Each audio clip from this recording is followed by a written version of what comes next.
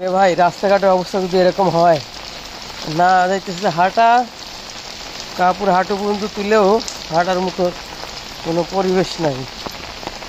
Mymensingh bridge থেকে শুরু করে ময়মনসিংহ রেল ব্রিজ পর্যন্ত রাস্তাটা এই যে মাখনের মতন অবস্থা। এই এলাকায় একটা রাস্তা কাজ করতেছে, উন্নয়ন করতেছে, ঠিক আছে উন্নয়ন হচ্ছে, কিন্তু যদি এলাকার রাস্তাটা যদি এরকম মেরামত না করে সেটা কেমন হয়ে যেতেছে। এরকম বৃষ্টি বাদলের মধ্যে কোনো মানুষের সুস্থ শরীরে অফিসে বেরোচ্ছে, তার জামা কাপড়ের অবস্থা কি? এই দুঃখ কারে কই? শালা আমার কপালটাই খারাপ, যেখানে বাসা নেব সেইখানে এই অবস্থা। আমি বাসা নিলাম কেরানীগঞ্জ, কাজ করলাম মাওনা, মুন্সিগঞ্জ,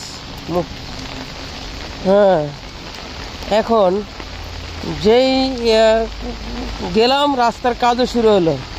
3 বছর রাস্তার কাজ চললো, আর আমি যখন চলে আসলাম তখন রাস্তার কাজ কমপ্লিট হয়ে গেলো, ব্রিজ উদ্বোধন করলো। এই যে একই অবস্থা, এখানে আসছি, যখন এই ব্রিজটা উদ্বোধন হবে তখন হয়তো এখানে থাকতে পারবো না। এই যে ময়মনসিংহ ব্রিজ, এটা